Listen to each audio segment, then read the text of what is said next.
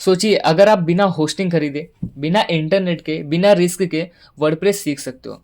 लेकिन प्रॉब्लम यह है कि यूट्यूब पर 90% वीडियो सिर्फ नेक्स्ट नेक्स्ट दिखाती है। ये नहीं बताती कि बैकएंड में हो क्या रहा है। आज की इस वीडियो में मैं आपको सिर्फ वर्डप्रेस इंस्टॉल नहीं करवाऊंगा, बल्कि ये भी समझाऊंगा कि डेटाबेस कहाँ बनता है, कौन सी फाइल डेटाबेस से कनेक्ट करती है, कौन सा कोड कहाँ लिखना होता है। अगर आप बिगनर हो तो ये वीडियो फाउंडेशन स्टोन बनने वाली है। वीडियो को एंड तक देखिए, वरना वर्डप्रेस समझ आएगा ही नहीं। इस वीडियो को एंड तक आप कॉन्फिडेंटली बोल पाओगे, मुझे वर्डप्रेस का बैकएंड समझ आ गया, मुझे डेटाबेस का रोल क्लियर है, मुझे पता है एरर आए तो कहाँ चेक करना है। तो चलिए शुरू करते हैं। वर्डप्रेस एक पीएचपी बेस्ड सॉफ्टवेयर है। पीएचपी फाइल डायरेक्टली ब्राउजर में ओपन नहीं होती। इसके लिए चाहिए होता है हमें अपाचे वेबसाइट को रन करने के लिए, दूसरा पीएचपी वर्डप्रेस कोड समझने के लिए, तीसरा माइस्क्यूएल डेटा को स्टोर करने के लिए। होस्टिंग में ये सब ऑलरेडी होता है, लेकिन कंप्यूटर में नहीं होता। जैम्प ये तीनों चीज़ें एक साथ प्रोवाइड करता है, इसलिए बिना जैम्प के वर्डप्रेस कभी रन नहीं करेगा। ब्राउज़र ओपन करो, गूगल में लिखो जैम्प डाउनलोड। अपाचे फ्रेंड्स की ऑफिशियल वेबसाइट ओपन करो, अपने सिस्टम के हिसाब से सिलेक्ट करो। विंडोज़ यूज़ करते हो तो विंडोज़ सिलेक्ट करो, मैक यूज़ करते हो तो मैक, लिनक्स यूज़ करते हो तो लिनक्स। मैं विंडोज़ वर्जन डाउनलोड कर रहा हूँ। डाउनलोड कंप्लीट होने के बाद इंस्टॉलर ओपन करो। एंटीवायरस वार्निंग आए तो इग्नोर करो। जैम्प सेफ होता है। इंस्टॉलेशन के टाइम सिर्फ ये चीज़ें मैंडेटरी होती है, Apache and MySQL. Next next करते जाओ। इंस्टॉलेशन के बाद जैम्प कंट्रोल पैनल ओपन करो। ओपन करने के बाद अपाचे को स्टार्ट करो एंड माइस्क्यूएल को स्टार्ट करो। अगर ग्रीन कलर दिख रहा है तो सर्वर सक्सेसफुली स्टार्ट हो गया है। ब्राउजर में जाओ, wordpress.org सर्च करो। ध्यान रहे wordpress.com नहीं सर्च करना है, wordpress.org सर्च करना है।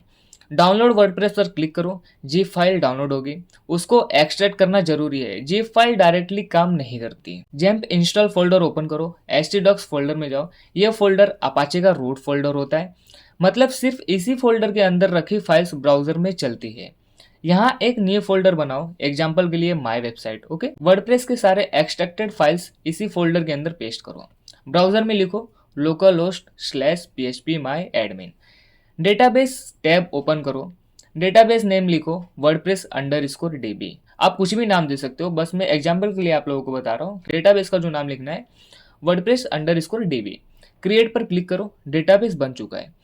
ये डेटाबेस सिर्फ स्क्रीन पर नहीं है, ये एक्चुअली यहाँ स्टोर होता है। जैम फोल्डर के अंदर जाओगे तो वहाँ पे आप लोगों को एक माइस्क्यूएल फोल्डर दिखेगा, उसके अंदर डेटा नाम करके एक फोल्डर दिखेगा, उसके अंदर आप लोगों को दिखेगा कि आपने जो डेटाबेस क्रिएट किया हुआ है उसका नाम दिखेगा आप लोगों को wordpress_db, या फिर आप लोगों ने जो भी नाम दिया हो। ओके, PHP माई एडमिन सिर्फ एक टूल है, बैकएंड में एसक्यूएल ही काम करता है पूरा का पूरा।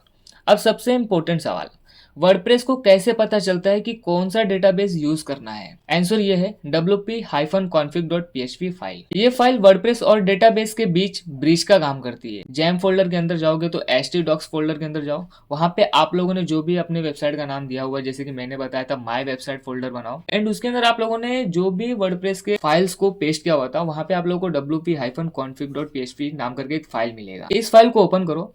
अब इसमें लाइन बाय लाइन समझते हैं। DB_name मतलब PHP माई एडमिन में जो डेटाबेस आप लोगों ने बनाया है उस डेटाबेस का नेम। DB_user जैम का जो डिफॉल्ट यूजर होता है वो रूट होता है, तो इसको रूट ही रहने देना, आप लोगों को चेंज नहीं करना। अगर वहां पे कुछ भी नहीं है तो आप लोगों को वहां पे रूट टाइप करना है। अगर कुछ और लिखोगे तो आप लोगों का वर्डप्रेस ओपन होगा नहीं। DB_password जेम में बाय डिफॉल्ट ये ब्लैंक होता है, तो आप लोगों को इसको ब्लैंक ही रहने देना है। DB_host डेटाबेस इसी कंप्यूटर में है, इसीलिए लोकल होस्ट यहाँ पर आप लोगों को टाइप करना है। यही 4 लाइंस गलत हुई तो वर्डप्रेस नहीं चलेगा। अगर गलती हो गई तो एरर आएगा, error establishing a database connection, ऐसा एक एरर आएगा। इसका मतलब वर्डप्रेस को डेटाबेस मिला ही नहीं। अगर wp-config.php फाइल ना हो तो wp-config-sample.php को कॉपी एंड पेस्ट करो सेम फोल्डर में, एंड फिर इसे रीनेम करके wp-config.php करो। अब इस फाइल को ओपन करो और इस कोड को चेंज कर दो। 90% डेटाबेस एरर्स यहीं से सॉल्व हो जाते हैं।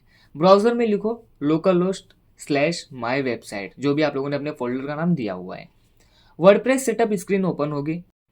डेटाबेस नेम ऑटोमेटिकली यहाँ पर ले लेगा आपका। फिर यूज़र नेम आपको रूट रखना है, जैसे कि हम लोगों ने wp-config.php फाइल में सब कुछ किया हुआ था, सेम टू सेम वही चीज़ हम लोगों को यहाँ पर करना है। यूज़र नेम रूट रखना है, पासवर्ड को ब्लैंक रखना है, डेटाबेस होस्ट को लोकल होस्ट करना है। टेबल प्रीफिक्स यहाँ पे बाय डिफॉल्ट wp__ रहता है, अगर आप चाहो तो चेंज कर दो। अगर आप बिगनर हो तो इसको चेंज बिल्कुल भी मत करो, सिंपल सा सबमिट के ऊपर क्लिक कर दो। अब यहाँ पर साइट टाइटल डाल दो अपने वेबसाइट का, एंड फिर उसके बाद यूज़र नेम एक डाल दो, एंड फिर पासवर्ड डाल दो। यहाँ पे पासवर्ड अगर आप लोगों का यहाँ पे स्ट्रॉन्ग नहीं दिखा रहा है तो कंफर्म वीक पासवर्ड को यहाँ पे टिक कर दो। टिक करने के बाद यहाँ पर आप लोगों को अपना एक ईमेल आईडी डालना है, जो कि मैंडेटरी, इसको डालना ही पड़ेगा। डालने के बाद यहाँ पर हम लोगों को क्लिक करना है इंस्टॉल वर्डप्रेस के ऊपर।